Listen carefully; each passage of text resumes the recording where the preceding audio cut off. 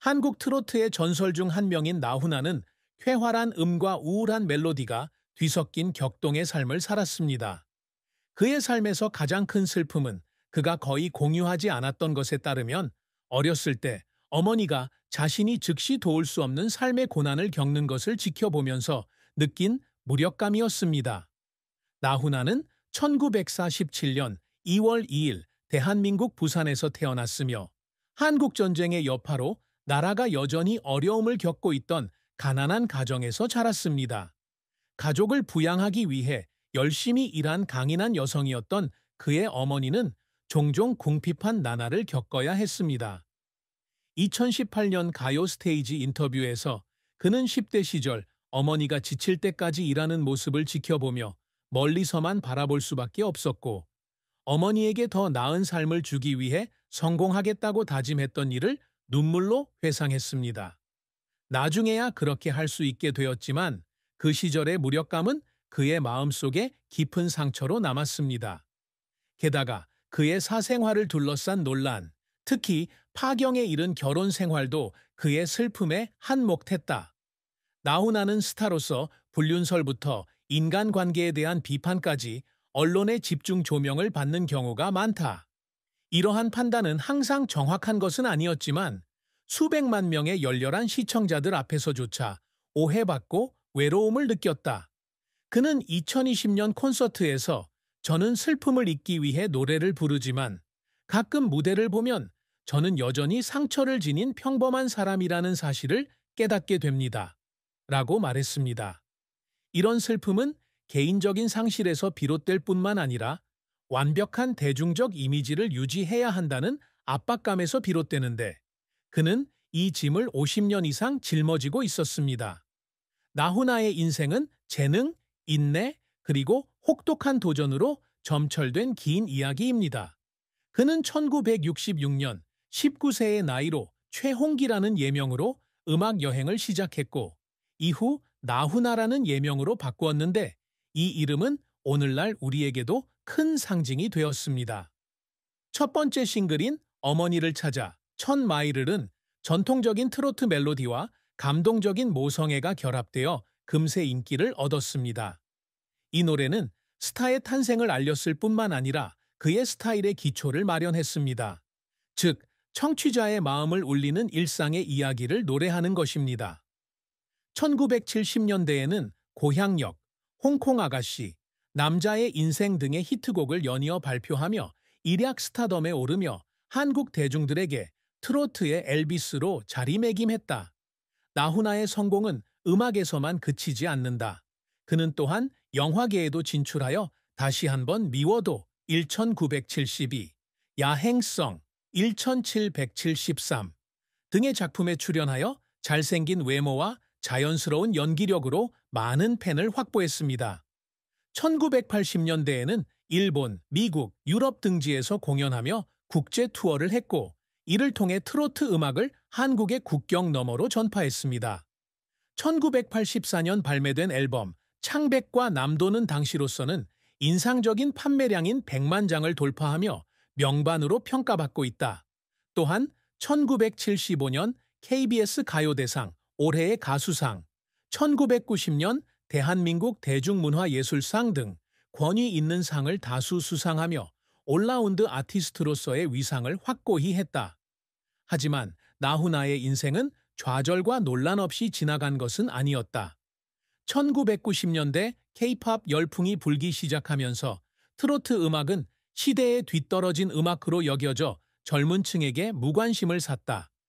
1992년 발매된 앨범 뉴 호라이즌은 기대했던 성공을 거두지 못했으며 이전 작품의 4분의 1에 불과한 판매량을 기록했다. 그는 너무 전통적인 공연 스타일을 가지고 있다는 비판을 받았고 일부 비평가들은 그가 새로운 취향에 맞춰 혁신을 이루지 못했다고 말했습니다. 또 다른 실패 사례는 1988년에 뮤지컬 영화를 제작하려 했지만 자금 부족으로 프로젝트가 취소되어 많은 투자를 잃은 것입니다. 이러한 어려움으로 인해 그는 1990년대 후반에 잠시 주목을 받지 못하고 작곡과 소규모 공연에 집중했습니다. 나훈아는 자신의 경력을 유지하기 위한 노력으로 종종 눈물을 흘리기도 한다. 2002년 그는 드림 에이건이라는 앨범으로 돌아왔고 1년 넘게 스튜디오에서 일하며 트로트의 매력을 유지하면서도 젊은 청중에게 어필하는 작품을 만들기 위해 쉼 없이 노력했습니다. 2021년 불후의 명곡 인터뷰에서 그는 혼자 앉아 자신의 녹음을 듣고 울기도 했던 밤이 있다고 말했습니다. 청중이 더 이상 자신을 사랑하지 않을까봐 두려웠기 때문입니다. 그는 2016년 데뷔 50주년 기념 콘서트를 준비하던 중 성대를 다쳤지만 고통에도 불구하고 연습을 계속했다.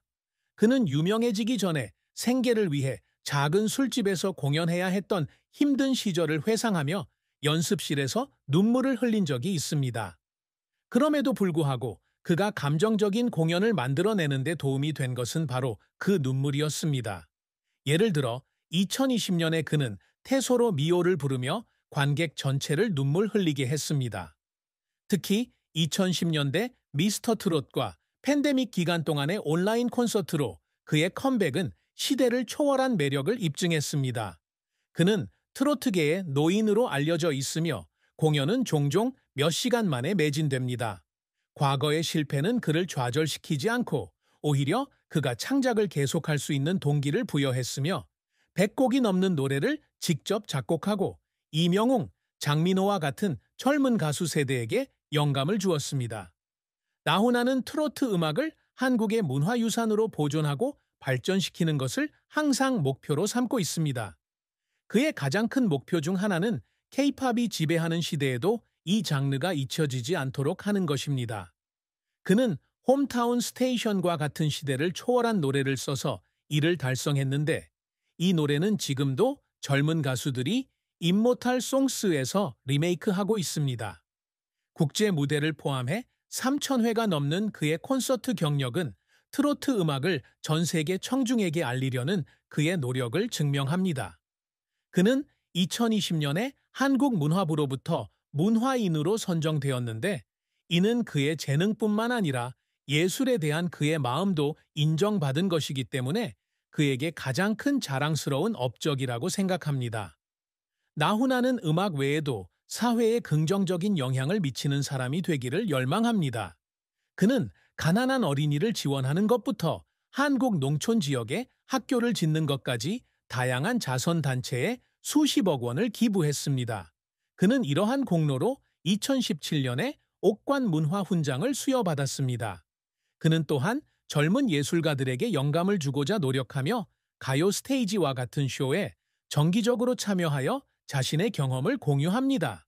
그는 언젠가 젊은 재능들이 트로트와 다른 전통 장르를 배울 수 있는 음악 아카데미를 설립하기를 바라고 있습니다.